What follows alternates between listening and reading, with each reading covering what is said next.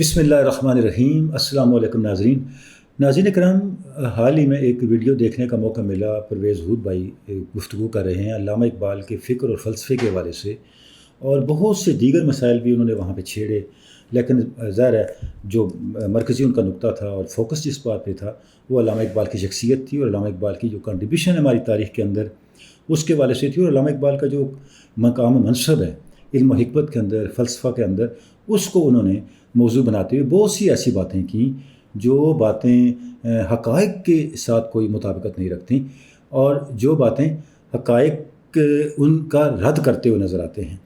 تو ہم نے مناسب سمجھا کہ جو اہم نکات ان کے گفتگو میں اٹھائے گئے ہیں، بجائے اس کے کہ ناظرین ان کو سن کے کنفیوز ہوں، کسی ابہام کا شکار ہوں، ہم کچھ حقائق ناظرین کے سامنے رکھ دیں، کیونکہ بات ایسی آگے بڑھتی ہے جب اہل علم کی طرف سے کوئی نقطہ اٹھایا جاتا ہے اور اس میں اگر کوئی ابہام ہو، کوئی کنفیوژن ہو، تو دوسرے لوگ پھر اس کو کلیئر کرتے ہیں، اور اس طرح ایک ڈیبیٹ بڑے صحت مند انداز کے ساتھ آگے چلتا ہے۔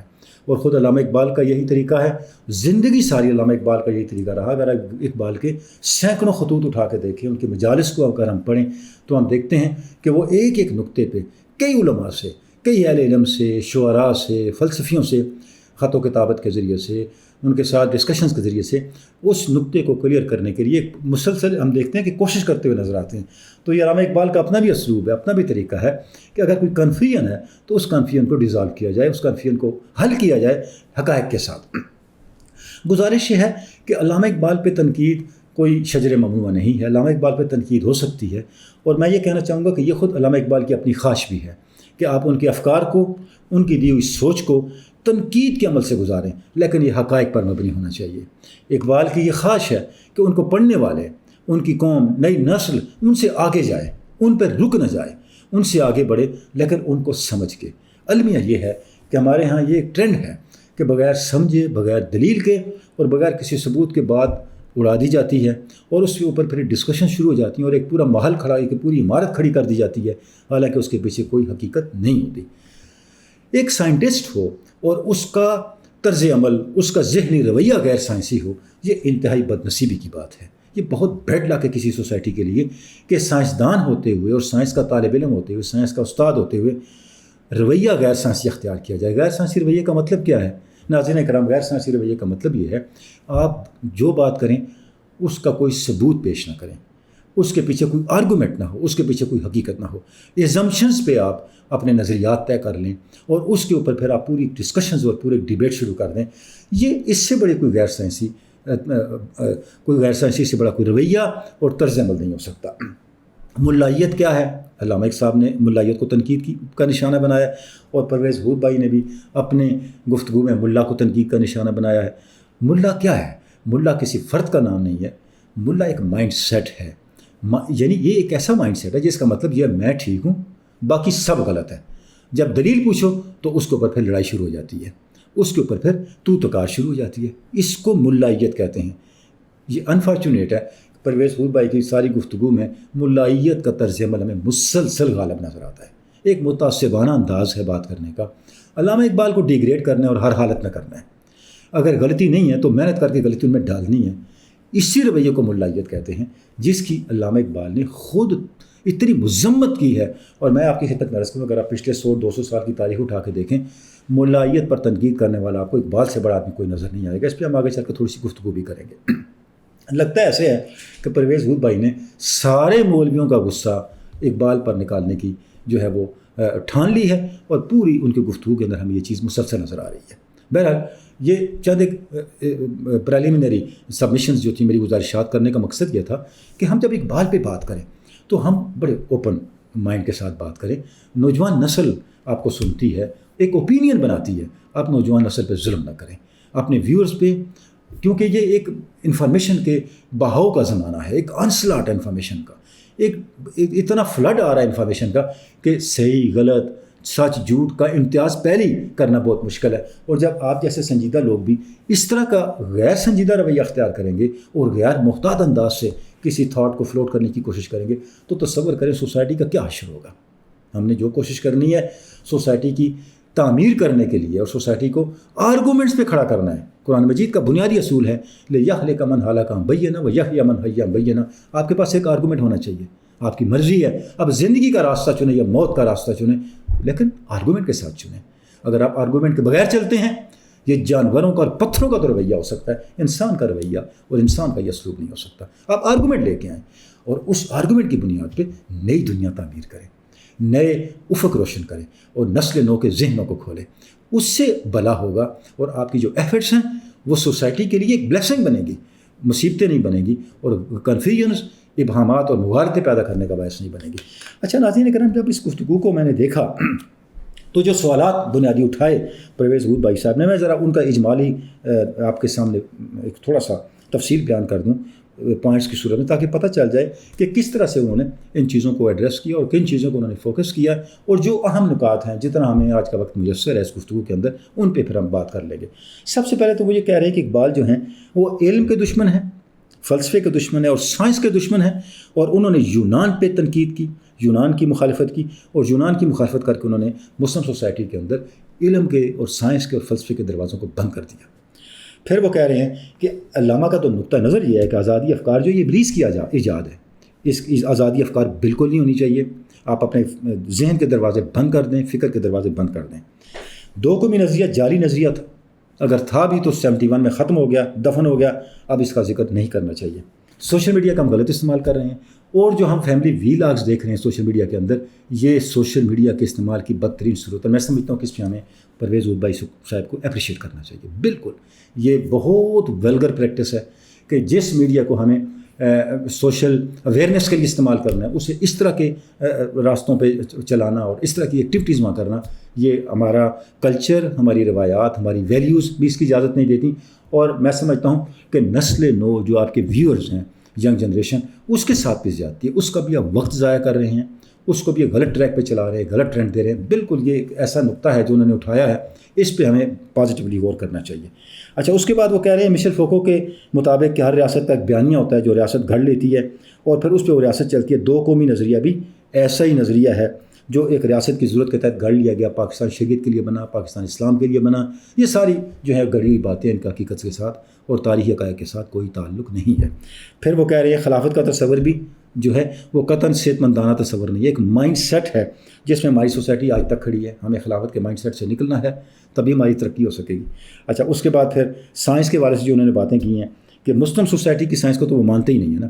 وہ کہہ رہے ہیں پہلے دور سے حتیٰ کہ آپ سسٹم کے زمانے سے کوئی سائنس کا تصور جو ہے وہ ہماری سوسائٹی میں نہیں تھا. یونان نے دیا تھا, مغرب نے دیا تھا, ان پہ آپ نے تنقید کر دی, تنقید کر کے آپ نے سوسائٹی کو ان سے دور کر دیا. اور پھر جو تھوڑی بہت سائنس پیدا بھی ہوئی تو آگے اشاعرہ آئے, انہوں نے معتزلہ کو ختم کیا, امام غزالی آئے, انہوں نے سائنس کے دروازے بند کیے, اور یہ انہوں نے پھر آ کر ڈیبیٹس چھیڑی ہیں. اور مذہب کو وہ کہتے ہیں کہ یہ تو بالکل ہی سائنس کی اپوزٹ ڈائریکشن ہے. جیسے ہی آپ انشاءاللہ کہتے ہیں تو آپ پھر سائنس کی تحقیق کی جستجو کی جو کوئی روش ہو سکتی ہے, کوئی امکان ہو سکتا ہے, اس کے دروازوں کو بند کر دیتے ہیں. اقبال نے زندگی بھر کوئی سنجیدہ بات نہیں کی, جب انہیں وقت ملا انہوں نے شاعری کی, اس کے علاوہ انہوں نے کچھ نہیں کیا. پرویز ہود بھائی نے اپنی گفتگو میں جو نکات اٹھائے ان میں سے بات تو ایسے نکات ہے کہ ان پر بات کرنا بھی میں سمجھتا ہوں شاید وقت ضائع کرنے کے مترادف ہے, کیونکہ وہ اتنی کھلی ہوئی حقیقتیں ہیں. یہ بات کہنا ہے کہ سورج طلوع نہیں ہوا اور دن کا وقت ہو, اس سے بڑی بے عقلی اور کی ہوئی بات کو پھر سے ثابت اور طے شدہ حقیقت کو, جس کو سائنس فلسفے کی زبان میں بدیہیات کہتے ہیں, کھلی ہوئی حقیقتیں کہتے ہیں, ان کو ثابت کرنے کی کوشش کرنے کے مترادف ہے. دو قومی نظریہ اتنی بڑی تاریخی حقیقت ہے کہ جس کو کسی صورت جھٹلایا نہیں جا سکتا. دو قومی نظریے کا انکار کرنا, میں یہ عرض کرنا چاہوں گا, یہ مسلمانان برصغیر کی وہ قربانیاں جو انہوں نے اس نظریے کے لیے دی, ایک با مقصد اور نصب العین کی حامل مملکت کے قیام کے لیے دی, ان قربانیوں کی اس سے بڑھ کر کوئی توہین نہیں ہو سکتی. اگر آپ دو قومی نظریے کو تاریخی حقیقت کے طور پہ قبول نہیں کرتے, میں صرف دو باتیں عرض کرنا چاہوں گا. آپ 23 مارچ 1940 کو جب قرارداد پاکستان پیش ہو گئی, قرارداد لاہور پیش ہو گئی, تو اس کے بعد جو تقاریر کی گئی, جو مسلم اقلیتی برصغیر کے جو اقلیتی صوبے تھے ان کے جو نمائندے تھے, ان کی تقاریر آپ سن لیں تو آپ کو اندازہ ہوگا کہ باوجود اس کے کہ وہ لوگ پاکستان کا حصہ نہیں بن رہے تھے, وہ پاکستان کی تاریخ اور جد و جہد کا ساتھ کیوں دے رہے تھے. آپ کو اندازہ ہوگا کہ دو قومی نظریہ کیا تھا اور اس کو قوم کیا سمجھتی تھی. دوسری بات, جب 1946 میں دہلی میں جو مسلم MLAs تھے ان کا اجلاس ہوا جس میں یہ فیصلہ کیا گیا کہ اب ہماری منزل پاکستان ہے, اس کے بعد ایک حلف نامے پہ دستخط کیے گئے. سب سے پہلے خود قائد اعظم نے دستخط کیے, اس کے بعد تمام منتخب نمائندوں نے، پورے ہندوستان سے آنے والے منتخب جو نمائندے تھے انہوں نے دستخط کیے. اس حلف نامے کو آپ پڑھ لیں تو آپ کو اندازہ ہوگا دو قومی نظریہ کیا تھا اور کیا ہے. اس حلف نامے کا آغاز اس بات سے ہو رہا ہے ان صلاتی و نسکی و محیای و مماتی للہ رب العالمین، اور اس کا اختتام کس پہ ہو رہا ہے کہ اے اللہ ہمیں ثابت قدمی عطا کر، ربنا ثبت اقدامنا وانصرنا علی القوم الکافرین. تو یہ جس حلف نامے کا آغاز قرآن مجید کی آیت سے ہو رہا ہو، اور جس کا اختتام قرآن مجید کی آیت پہ ہو رہا ہو، اور آیات کون سی ہیں آپ دیکھیں. پہلی آیت مسلم آئیڈیالوجی ہے، مسلم وے آف لائف ہے، مسلم کوڈ آف لائف ہے، اور آخری آیت ٹو نیشن تھیوری ہے. اس سے بڑا آپ کو ٹو نیشن تھیوری کا کیا ثبوت چاہیے؟ ٹو نیشن تھیوری کبھی ختم نہیں ہو سکتی، چاہے 100 دفعہ بھی خدا نہ خاصہ 71 آ جائیں، ٹو نیشن تھیوری موجود ہے اور یہ موجود رہے گی. ہم یہاں فوکس کریں گے صرف ان ایشوز کو جو ڈائریکٹ علامہ اقبال کی فکر سے متعلق ہیں. کیا واقعی علامہ اقبال فلسفے کے مخالف تھے، اور ان کا جو یونان پہ تنقید کرنا ہے کیا وہ فلسفے کا رد ہے، کیا وہ فلسفے کی مذمت ہے؟ تو میں یہاں پہ ناظرین کرام علامہ اقبال کی عبارتوں میں سے ان کی جو ریٹن سٹیٹمنٹس ہیں کچھ حقائق آپ کے سامنے رکھنا چاہوں گا تاکہ اندازہ ہو سکے کہ علامہ اقبال کس فلسفے کی بات کر رہے ہیں. تو علامہ اقبال کس فلسفے کے قائل ہیں اور وہ کیوں یونان کی مخالفت کر رہے ہیں. بلا شبہ علامہ اقبال نے یونان کی مخالفت کی ہے، لیکن کیوں کی ہے یہ بھی تو غور کریں نا. جو ریفرنس میں آپ کے سامنے رکھنا چاہتا ہوں علامہ اقبال کی کتاب ہے reconstruction of religious thought in Islam, الہیات اسلامیہ کی تشکیل جدید. اس کتاب کے اندر جو علامہ اقبال کا بنیادی ڈاکومنٹ ہے فلسفے کے حوالے سے، جس میں علامہ اقبال کی فلسفی آپ یہ کہہ سکتے ہیں بہت کوڈیفائڈ فارم میں علامہ اقبال نے اس میں بیان کی اور اپنا نقطہ نظر دیا ہے اسلامی فلسفے کے حوالے سے، اسلامی تہذیب کے حوالے سے، اور جو اسلام کی بنیادی تعلیمات ہیں وہی ہے، حیات بعد الموت ہے، تصور تقدیر ہے، اسلام کا نظام قانون ہے، اسلام کی معاشرت ہے، اسلام کی سیاست ہے. ان سب جو فیکٹ، یہ سارے جو حقائق ہیں ان کے بارے میں علامہ اقبال نے اس کتاب میں گفتگو کی ہے. اور یہاں پہ اگر آپ اس کتاب کو پڑھیں تو بہت کھل کے یہ چیز سامنے آ جاتی ہے کہ سائنس کے بارے میں علامہ اقبال کا نقطہ نظر کیا ہے اور فلسفے کے بارے میں علامہ اقبال کا نقطہ نظر کیا ہے. یعنی آپ دیکھیں کہ تصور خودی کو جو خالصتاً ایک فلسفیانہ تصور ہے یا صوفیانہ تصور ہے، روحانی تصور ہے، نفسیاتی تصور ہے، فلسفیانہ تصور ہے، اس کو ثابت کرنے کے لیے علامہ اقبال نے جن 3 علوم سے مدد لی ہے ان میں سب سے پہلے فزکس ہے، اس کے بعد بایولوجی ہے، اس کے بعد سائیکالوجی ہے. یعنی اس فزکس کی، بایولوجی کی اور سائیکالوجی کی علامہ اقبال کے زمانے تک کی جو جدید ترین تحقیقات ہیں ان کو علامہ اقبال اپنے ان لیکچرز میں دوسرے لیکچر میں کوٹ کر رہے ہیں اور اس سے استشہاد کر رہے ہیں، اس کے آرگومنٹس لے کے آ رہے ہیں. کاش کہ پرویز ہود بھائی یہ بتاتے کہ علامہ اقبال نے فزکس کی یہ تھیوری کوٹ کی ہے تو اس کا فلسفہ خودی کے ساتھ یہ ریلیونس نہیں بنتا. بایولوجی کی یہ تھیوری کوٹ کی ہے تو اس کا تو یہ مطلب تھا، سائیکالوجی کی یہ بات کی ہے تو اس کا تو یہ مطلب تھا. اس طرف تو کوئی نہیں آتا. بھئی چاہیے یہ ہے کہ آپ جہاں پہ علامہ اقبال نے بات روکی ہے، جہاں فزکس کو علامہ اقبال نے کوٹ کرنا جہاں تک کوٹ کیا ہے، جہاں تک بایولوجی کو کوٹ کیا ہے، جہاں تک سائیکالوجی کو کوٹ کیا ہے، ہیومن سیلف کی ڈیولپمنٹ کے لیے آپ اس سے آگے چلیں نا بھائی. اب اس کے لیے محنت کرنی پڑتی ہے. اب محنت کون کرے؟ تنقید کر کے بڑے کو چھوٹا کر کے بڑا بننا یہ بڑا آسان ہے، لیکن بڑوں کے نسق کی سنگائی میل سے آگے سفر طے کرنے کے راستے پیدا کرنا یہ بڑا مشکل کام ہے، یہ جگر سوزی کا کام ہے. اور اس طرف کوئی آنے کے لیے یہ انفارچونیٹ ہے اس قوم میں، ہمارے جو انٹیلیجنشیا اس میں کوئی کاش کوئی ہمیں نظر آئے کہ اس سے کوئی آگے ہمیں راستہ دے.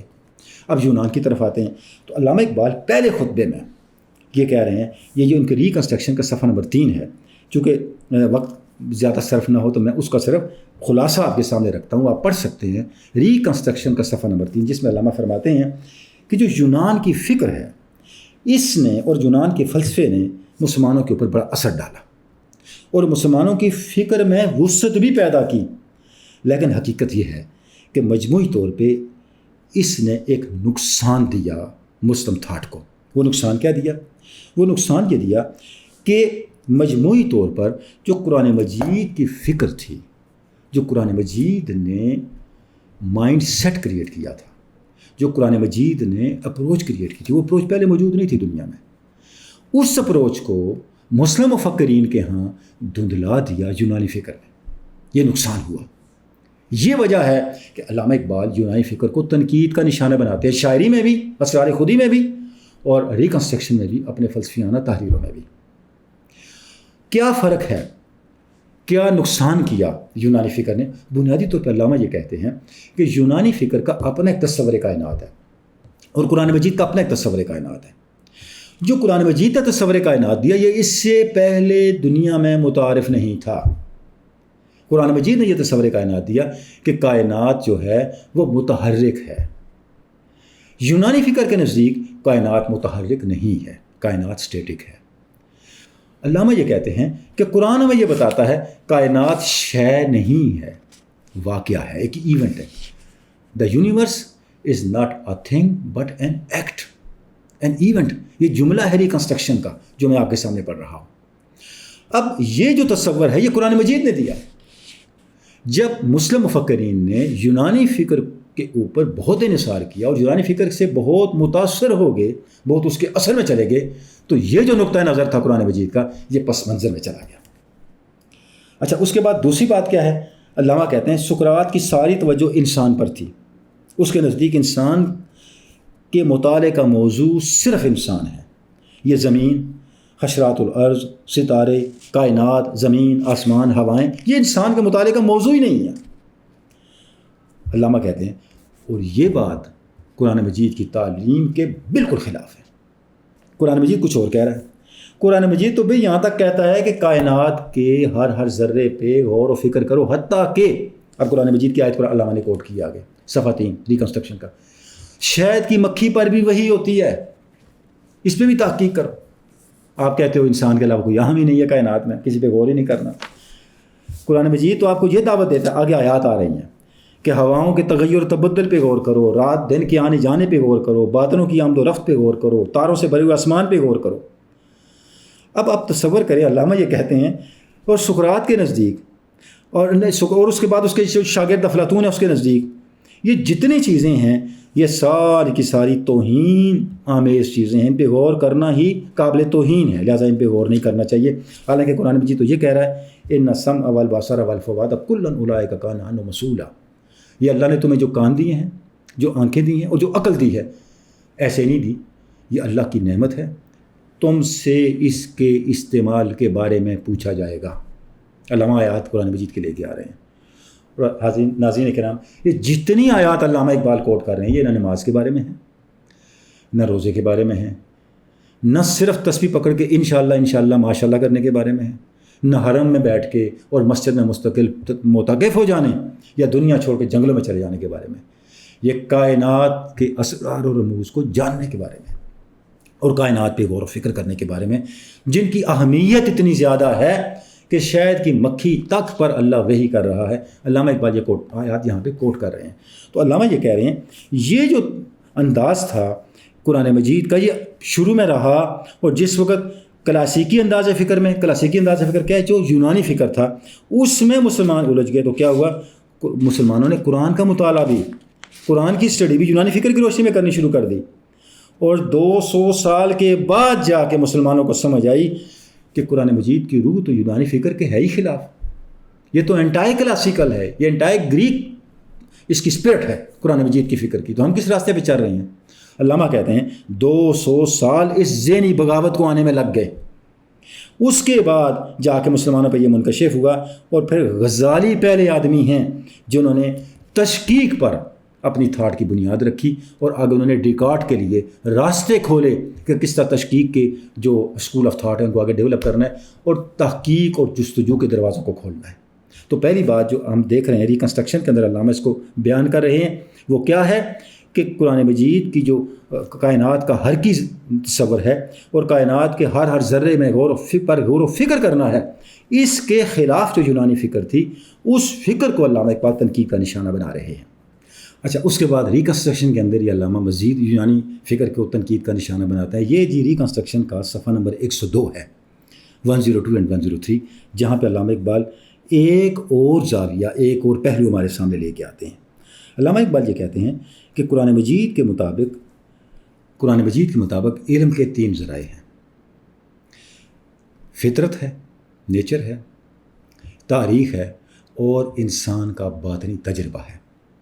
یہ تینوں علم کے برابر کے ذرائع ہیں جن کی برابر کی اہمیت ہے، اور ان تینوں کے ذریعے سے جب آپ علم حاصل کریں گے، یعنی آپ تاریخ کو اسٹڈی کریں گے، اس کائنات کو اسٹڈی کریں گے، اس کائنات کے حقائق کے بارے میں غور و فکر کریں گے، جس کا ذکر علامہ پہلے خطبے میں کر چکے اور جس کے بارے میں علامہ اقبال قرآن مجید کی آیات بھی دے چکے، اور اس کے بعد باطنی تجربے کو بھی اسی طرح تحقیق کا اور تنقید کے عمل سے گزار کے تحقیق کا موضوع بنائیں گے، تو پھر آپ کچھ حقائق تک پہنچ سکیں گے، ایسے حقائق تک جو حقیقی معنوں میں آپ کو علم سے روشناس کریں اور علم کی روشنی آپ تک پہنچائیں۔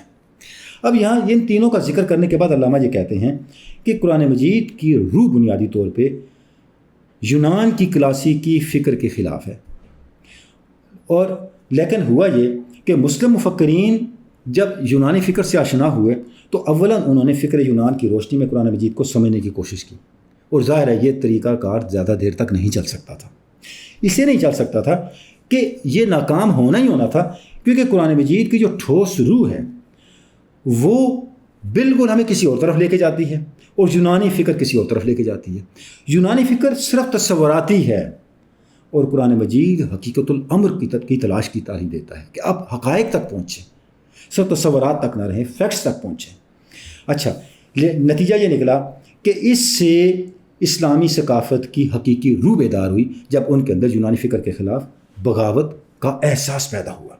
اچھا، اس کے بعد علامہ کہتے ہیں کہ اس کے اثرات جو علوم کے دوسرے شعبے ہیں، جیسے ریاضی ہے، جیسے فلکیات ہے، جیسے طب ہے، اس کے اندر بھی آئے۔ پھر اشاعرہ کا ذکر علامہ کرتے ہیں کہ اشاعرہ کے اندر اس کا ذکر آیا کہ جو اشاعرہ کے مابعد و طبیعیاتی افکار ہیں، ان افکار کے اندر ہم دیکھتے ہیں کہ یہ جو قرآنی روح ہے یہ آہستہ آہستہ بیدار ہونی اور ظاہر ہونی شروع ہوئی۔ امام غزالی کے احیاء العلوم کا ذکر کرتے ہیں علامہ کہ کس طرح انہوں نے تشکیک کے اصول کو وہاں پہ مزید توسیع دی، اس کو ایلابوریٹ کیا، اور ڈیکارٹ کی تشکیک کے لیے راستہ ہموار کیا۔ اور آگے پھر کیا ہوا، غزالی نے ارسطو کی منطقی جو طریقہ کار تھا اس کے اوپر بھی بات کی، اس کو بھی آگے بڑھایا، اور آگے چل کے مسلمانوں نے ارسطو کی جو تنقید منطق تھی، جیسے راضی کا ذکر علامہ کرتے ہیں کہ جس نے ارسطو کی شکل اول پر اعتراض کیے، منطق کے اوپر اعتراضات کیے۔ ابن حزم نے منطق کی حدود لکھ کے جو طریقہ کار تھا ارسطو کا، اس کا رد کر کے استقرائی یا جو انڈکٹیو میتھڈ ہے لاجک کے اندر، اس کو انٹروڈیوس کروایا اور اس کو آگے بڑھایا، اور اس کے تحت پھر آگے چل کر کے تاکہ جو مسلم دنیا ہے اس میں حقیقی معنوں میں سائنسز کا آغاز ہوا۔ اچھا، اب اس کا سائنس پہ کیا اثر پڑا؟ اب علامہ یہاں اثر کوٹ کرتے ہیں بریفالٹ کو، اس کی کتاب دا میکنگ آف ہیومینٹی کو، اس سے کوٹیشنز لے کے آتے ہیں بجائے خود کوئی بات کرنے کے، اور ہم دیکھتے ہیں کہ وہاں پہ پھر حضرت علامہ جو بقیہ ہمارے سائنسز ہیں، بقیہ علوم ہیں، ان علوم کا ایک ایک کر کے ذکر کرتے ہیں کہ کس طرح مسلمانوں نے مختلف علوم کے اندر جو ہے وہ تجرباتی بنیادوں پہ حقائق تلاش کیے، تجربے کے عمل سے ان کو گزارا، اور اس کے بعد وہ کانسیپٹس دیے جو کانسیپٹس اس سے پہلے متعارف نہیں تھے۔ مثلا اب یہ پیج نمبر 106 ہے ریکنسٹرکشن کا، اس میں علامہ یہ کہہ رہے ہیں کہ جو ایٹامک نظریہ دیا شاعرہ نے یہ بالکل نیا نظریہ تھا، اس سے پہلے یہ نظریہ متعارف نہیں تھا علمی دنیا کے اندر۔ اچھا، اس کے بعد میتھمیٹکس کے اندر نصیر الدین طوسی نے جو بطلیموس کے نظریات کے اوپر تنقید کی، یہ بالکل نیا نظریہ تھا۔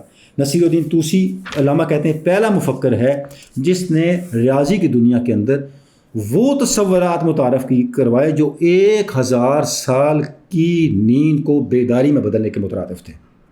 آگے پھر اس کی وہ تفصیلات بیان کرتے ہیں۔ اسی طرح رومی کا ذکر، البیرونی کا ذکر کرتے ہیں۔ البیرونی نے کس طرح سے میتھمیٹکس کے اندر فنکشن کا جو تصور ہے اس کو کس طرح سے انٹروڈیوس کروایا، اور یہ بھی سائنسی دنیا کے اندر سب سے پہلا تصور تھا۔ علامہ آگے اسپینگلر کو تنقید کا نشانہ بناتے ہیں کہ اسپینگلر نے جو یہ لکھا کہ ریاضی کے اندر فنکشن کا تصور سب سے پہلے ویسٹرن جو میتھمیٹیشینز ہیں انہوں نے دیا، تو علامہ یہاں زمانی ترتیب سے ثابت کرتے ہیں کہ کتنا فرق ہے البیرونی کے دیے ہوئے تصور کا جو فنکشن کا تصور ہے اس میں، اور جو مغرب کے میتھمیٹیشینز ہیں ان کے دیے ہوئے تصورات ہیں۔ اس طرح ٹریگونومیٹری کے اندر جو میتھمیٹیشینز ہیں ان کے تصورات، اور اس کے بعد پھر جو ویسٹ کا دیے ہوئے تصورات ہیں ان میں کتنا فرق ہے۔ بلکہ ناظرین اکرام، اب تو یہ تحقیقات کے ذریعے، یہ الگ سے پورا سبجیکٹ ہے ہسٹری آف سائنس، اور ہسٹری آف سائنس کا طالب علم جانتا ہے کہ مغربی دنیا نے کتنا کچھ سیکھا مسلمانوں کے جو سائنسی ویژن تھا، سائنسی دریافتیں تھیں ان میں سے۔ بلکہ منٹگمری واٹ نے ایک جگہ لکھا ہے کہ اگر ہم اسٹیٹسٹیکل ڈیٹا اکٹھا کریں تو جتنا زیادہ مسلمانوں کا احسان ہے مغرب پر، کسی تہذیب کا دوسری تہذیب پر نہیں ہے. جتنے حقائق سائنس کے مسلمانوں نے دیے انسانیت کو، جتنی سائنسی کتابیں لکھی مسلمانوں نے انسانیت کو دیں، اور ان سے جتنا ویسٹ نے استفادہ کیا، اس کی ہمیں کوئی مثال کسی تہذیب کے دوسری تہذیب سے متاثر ہونے کی تاریخ میں نہیں ملتی. اعداد و شمار کی روشنی میں، یعنی اسٹیٹسٹیکل ڈیٹا کی روشنی میں، یہ مونٹگمری واٹ کہہ رہا ہے، جو صرف عام صاحب علم نہیں ہے، ہسٹورین نہیں ہے، بلکہ وہ تھیولوجن ہے ویسٹ کا، ایک پادری ہے، وہ یہ بات وہ اس چیز کا اعتراف کر رہا ہے. اچھا، اس کے بعد اب ناظرین دیکھیں کہ آگے چل کر پھر علامہ ان سارے حقائق کو بیان کر کے یہ بتاتے ہیں کہ یہ سارا کچھ کہاں سے آیا.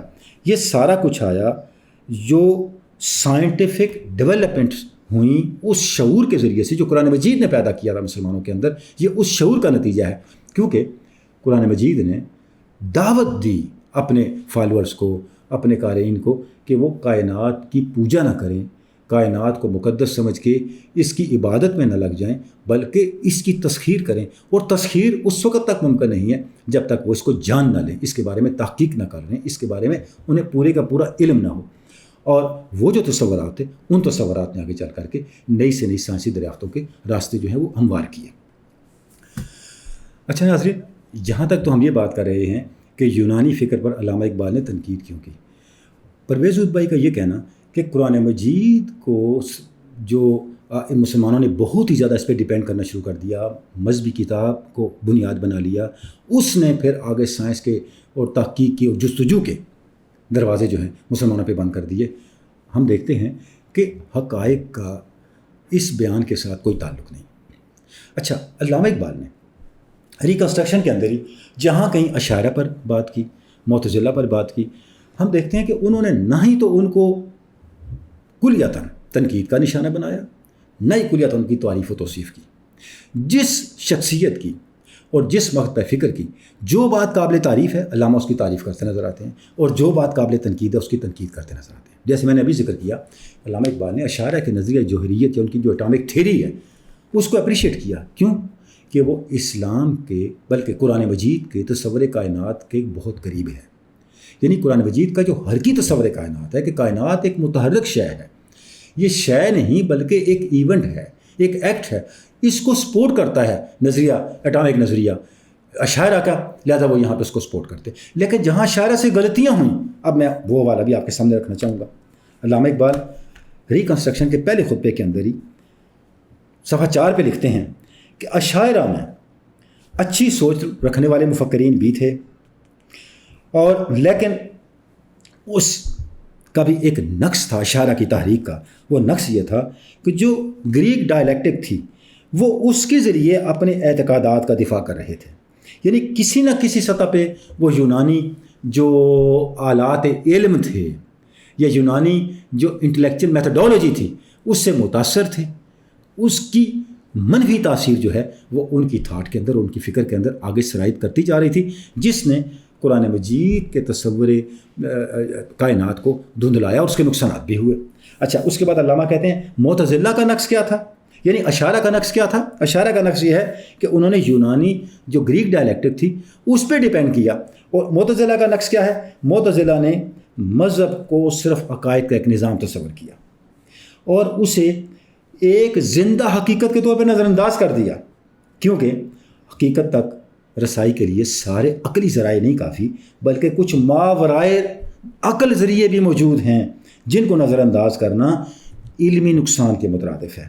اور نتیجہ کیا نکلا کہ اس جو معتزلہ کا انداز تھا تحقیق کا، اس سے بھی ایٹ دی اینڈ منفی نقطہ نظر سامنے آیا.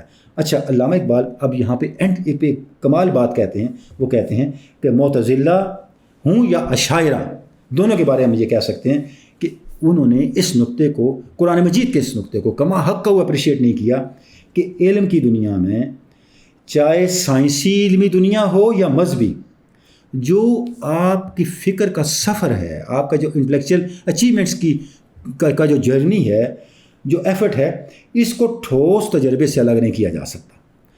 اب آپ تصور کریں ناظرین، علامہ اقبال کیا بات کر رہے ہیں. اس سے بڑی سائنسی حقیقت کیا ہوگی کہ اقبال جو ریلیجیس فائنڈنگز ہیں ان کو بھی تجربے کے ساتھ مشروط کر رہے ہیں. یہاں تو حالت یہ ہے کہ سائنس کے لوگ تجرباتی حقائق کو نظر انداز کر کے بات کر رہے ہیں.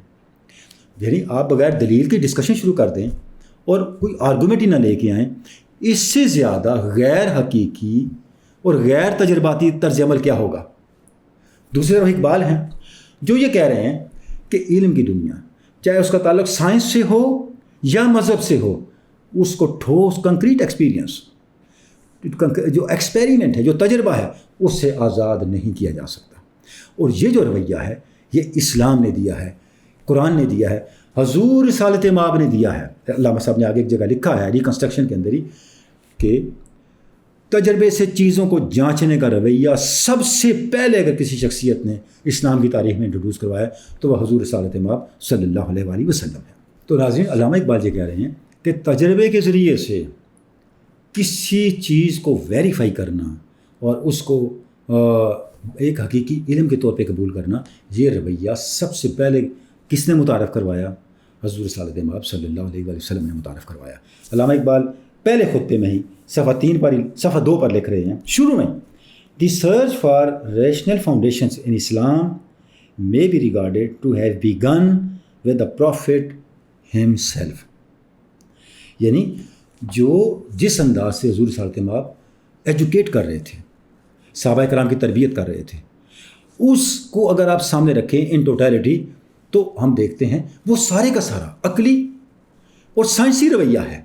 انہوں نے دینی حقائق بھی، ماورائے عقل حقائق بھی اس انداز سے سمجھنے کا اسلوب دیا. اور یہاں پر علامہ نے پھر یہ بات عقیدت میں نہیں کہہ دی، اس کے پیچھے ایک ہسٹوریکل فیکٹ ہے.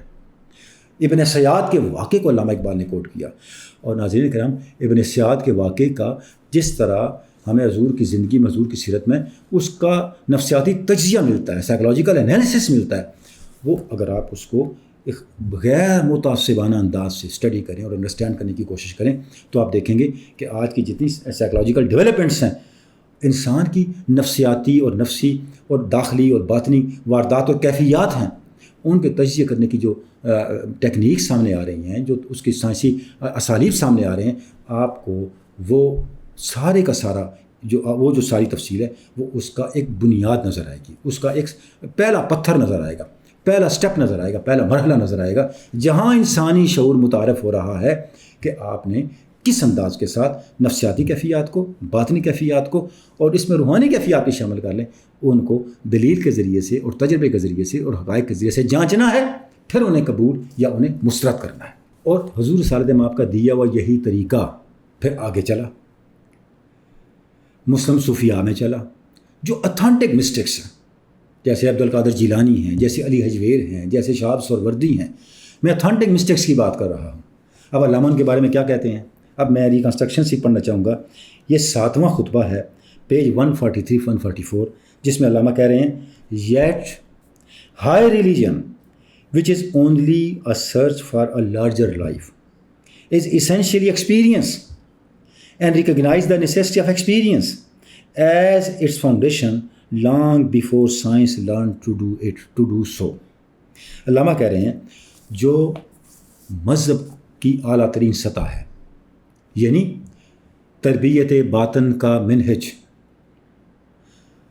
Training the inner self of your personality, that is تصوف، دیٹ از احسان. حدیث احسان کے مطابق وہ کیا ہے؟ علامہ کہہ رہے ہیں وہ سراسر تجربہ ہے، وہ تجربے کے علاوہ کچھ نہیں ہے. بلکہ یہ علامہ آگے چل کے یہ کہہ رہے ہیں وہ زندگی کو وسیع تر تناظر میں سمجھنے کا راستہ ہے.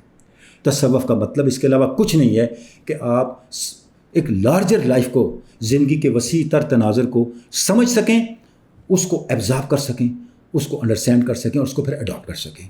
علامہ کہہ رہے ہیں یہ سارے کا سارا سوائے تجربے کے کچھ نہیں ہے. اور اگر ہم اس حوالے سے ہائر ریلیجن کو یا تصوف کو دیکھیں تو ہم دیکھتے ہیں کہ ہائر ریلیجن نے اور تصوف نے تجربے کی اہمیت کو اس وقت جانا جب سائنس کو اب اس کا شعور بھی نہیں تھا. سائنس صدیوں بعد جا کے تجربے کی طرف لوٹی ہے. اور مسلم صوفیاء نے تو تجربے سے گزارے بغیر کسی چیز کو قبول ہی نہیں کیا. انہوں نے تجربے کی اہمیت کو بہت پہلے جان لیا. آگے کیا کہتے ہیں it is a genuine effort to clarify human consciousness and is as such a critical of its level of experience as naturalism is of its own level. کہتے ہیں تصوف کیا ہے؟ یہ تصحیح خیال ہے، یہ اپنی کانشیسنس کو پیوریفائی کرنا ہے، اور یہ اتنا ہی سائنسی ہے جتنا فطری علوم، بایولوجی، فزکس، کیمسٹری، فلکیات اپنی سطح پہ سائنسی علوم ہے، اتنا ہی اس سے کہیں بڑھ کے سائنسی ہے تصوف اور جو مذہب کا باطنی پہلو ہے، مذہب کا روحانی پہلو ہے۔ کیوں؟ آگے علامہ اس کی وجہ بیان کرتے ہیں۔ علامہ کہتے ہیں اس کی وجہ یہ ہے، اگر سائنسدان سے کوئی غلطی ہو جائے، وہ غلطی افورڈیبل ہے اس کے لیے، کیونکہ وہ صرف علمی غلطی ہے۔ ایک مسٹیک کے لیے، مسلم مسٹیک کے لیے معمولی سی غلطی بھی ناقابل برداشت ہے، اس کو افورڈ نہیں کر سکتا۔ کیوں؟ وہ فکری غلطی نہیں ہے، وہ پوری شخصیت کی غلطی ہے، وہ غلطی پورے کریکٹر کو ڈیمیج کرتی ہے۔ اگلی سینٹنسز میں علامہ اسی پہ آپ پیج 143 144 پہ آگے دیکھ سکتے ہیں، علامہ کہتے ہیں یہی وجہ ہے کہ ایک سائنٹسٹ کی نسبت ایک مسٹیک کئی گنا زیادہ کانشیس ہوتا ہے اپنے فائنڈنگز کو تجربے سے گزارنے کے حوالے سے، اور اس کو تجرباتی طور پہ اس کی تصدیق کرنے کے حوالے سے۔ اچھا ناظرین کرام، میں یہاں ایک ریکنسٹرکشن، ایک اور کوٹیشن دینا چاہوں گا تاکہ یہ نقطہ مزید کھل جائے کہ علامہ اقبال یونان پہ تنقید اور یونانی فکر و فلسفے پہ تنقید اس لیے کر رہے ہیں کہ وہ تصور کائنات دیتا ہے جو انسانی شعور کو منجمد کر دیتا ہے، انسانی شعور کو جمود کا شکار کر دیتا ہے، جبکہ قرآن مجید وہ تصور کائنات دیتا ہے جو کائنات کے بارے میں، کائنات کے وسیع ہونے، وسعت پذیر ہونے اور کائنات کے متحرک ہونے کا تصور دیتا ہے، اور کائنات کی تسخیر کا تصور دیتا ہے۔ اب دیکھیں علامہ کیا کہہ رہے ہیں، یہ پیج 11 ہے ریکنسٹرکشن کا۔ علامہ فرماتے ہیں دی general empirical attitude of the Quran, which engendered in its followers a feeling of reverence for the actual and ultimately made them the founders of modern science۔ قرآن مجید نے کیا کیا؟ امپیریکل ایٹیچیوڈ پیدا کیا اپنے فالوورز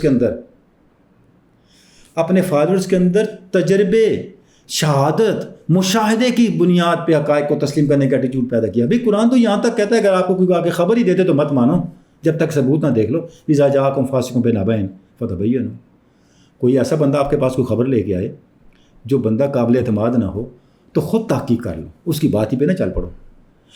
یعنی یونانیوں کے بارے میں تو ہم نے یہ سنا ہے کہ ان سے اگر کوئی پوچھا نا یہ مینار پاکستان کا اونچائی کتنی ہے، تو وہ بیٹھے رہتے تھے اس وقت تک جب تک ان کو اندازہ نہ ہو کہ مینار پاکستان کا سایہ اس کے برابر ہو گیا، اب سائے کو ناپ لو۔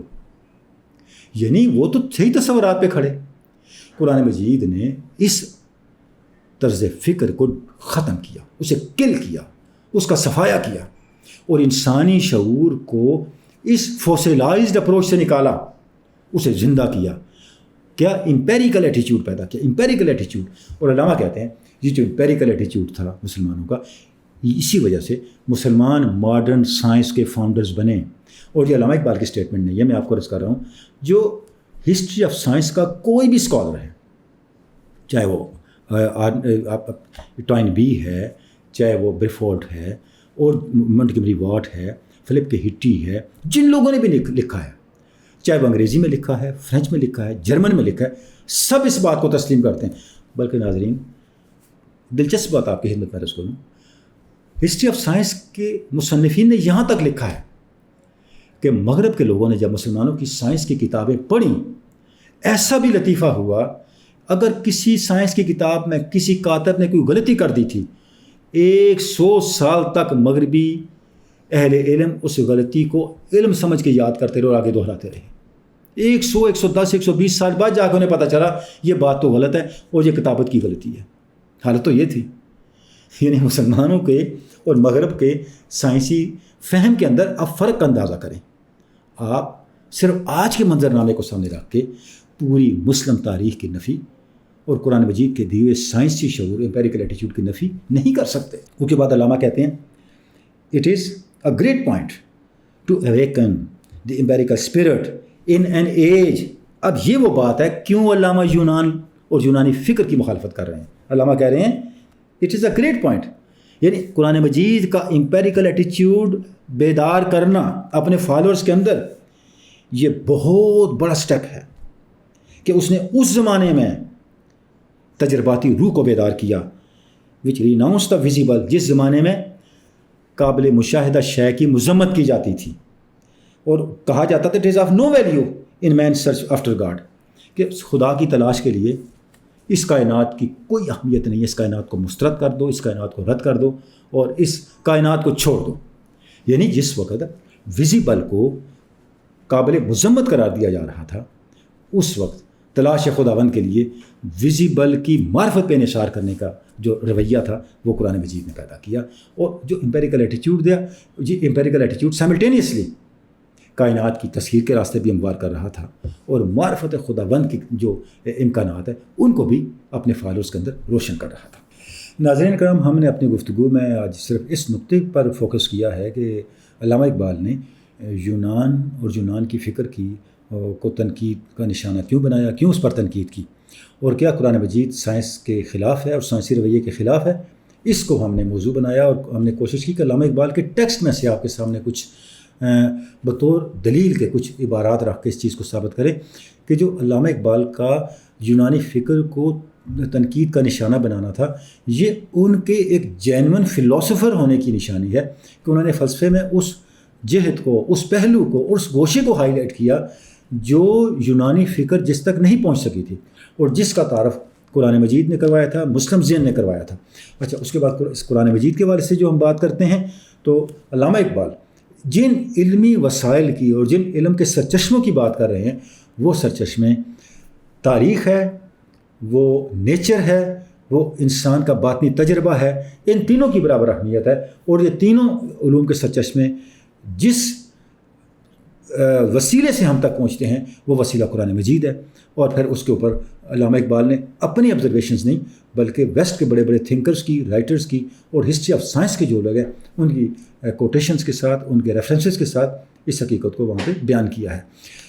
اگلی گفتگو میں ناظرین، اگلی نشست میں ہم اس بات پہ تھوڑی سی گفتگو کریں گے کہ کیا علامہ اقبال صرف شعری کہتے رہتے تھے، اور ان کی شاعری کیا بہت ہی غیر سنجیدہ ہے، جس طرح پرویز ہود بھائی کہہ رہے ہیں کہ علامہ اقبال نے زندگی میں کوئی سنجیدہ بات نہیں کی، جب وقت ملتا شعری کہتے رہتے تھے. تو تھوڑا سا ہم اس کو بھی موضوع گفتگو بنائیں گے تاکہ اس والے سے بھی جو مغالطے پیدا ہو سکتے ہیں ان کا ازالہ ہو سکے.